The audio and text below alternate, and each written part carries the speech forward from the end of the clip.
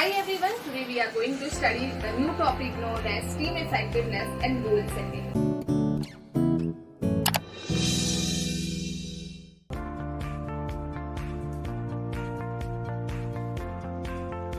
So when I talk about team effectiveness, it means a group of members coming together, forming a team, working towards a common goal, have particular set of standards, to be achieved, certain goals to be achieved which are meant by the organization. Team are basically in small numbers. When I talk about small numbers, it means it may be 2-3 people or 5 people, not more than that. Okay, and it has mix of skills. Mix of skills nothing but there are people who are very talented in some specific skills they have. So when you form a team, for example, in a cricket team also we have batsmen, we have bowlers, we have fielders. Okay, so all these are what they have certain skills, they have certain talent, and we have formed a team of those people.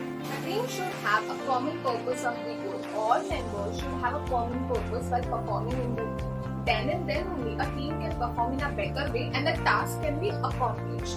When I talk about common purpose of the goal, the point new comes over here is mutually accountable.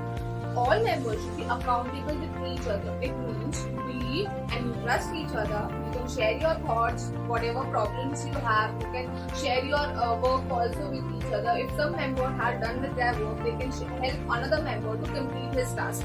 So that will help a team to be mutually accountable and you can achieve your goal in a better and an effective way. Now we will talk about what are different types of team.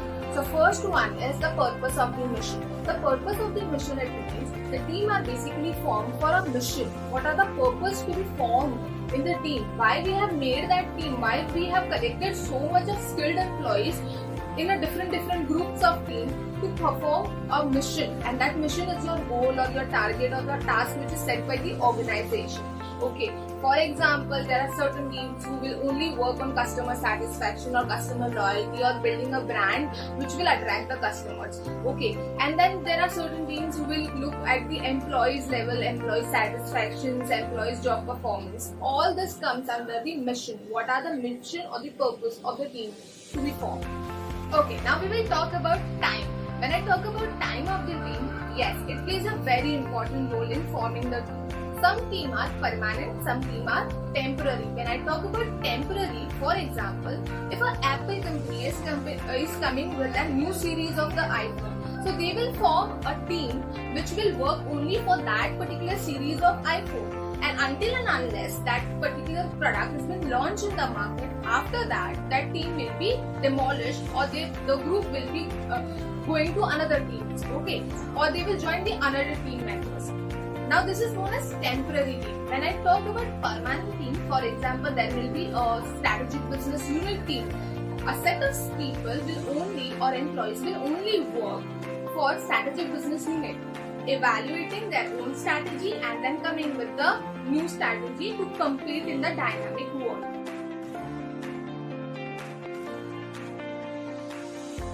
Now we will talk about degree of autonomy. When I say degree of autonomy, it means a freedom given to a team member that makes one team different from the another team.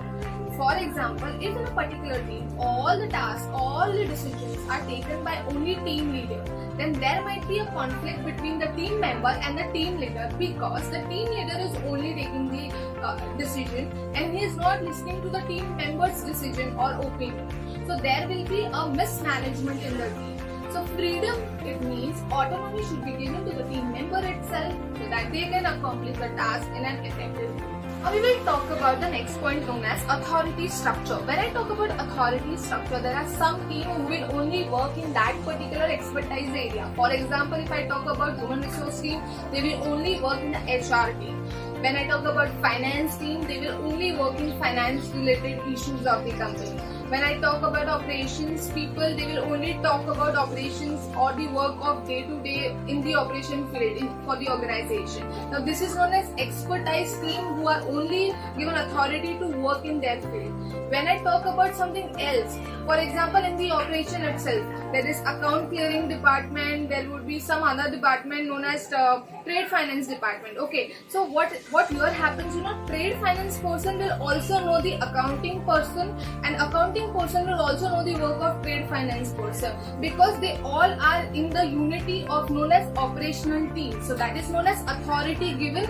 You are giving the authority to all the employees to learn their process of operations team. Now we will talk about 4 types of team which are always seen in each and every organization. The first one is problem solving team.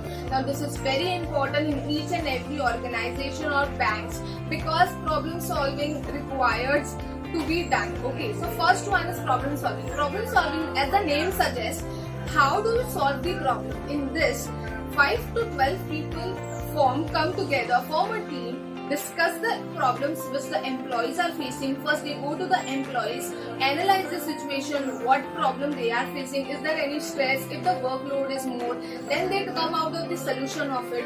After the solution, they make sure that the organization work is carry on in an effective and efficient way. Now we will talk about self-managed work team. Now here basically 10 to 15 people come together, they take decision of their supervision team. Means dedicating rules to somebody, supervising your employees, giving direction to your employees, performance standards. All decisions are taken by these team members or the supervisors who are responsible for their group or their teams, and then they will only give the decisions to the supervisor or to their bosses that okay, this work is done like this and this work is done like this. Under them also a team of 8 to 10 people works. Now we will talk about cross-functional teams. When I talk about cross-functional team, it means people from same hierarchy level but different area will come to accomplish some task for the organization. For example, you are working in a finance team and you require special evaluation for your accounts of the company. You will request an auditor who is working on the same hierarchy level but he is in the auditing team. So you will require a specialized auditor to just audit those accounts for your company. This is known as cross-functional area.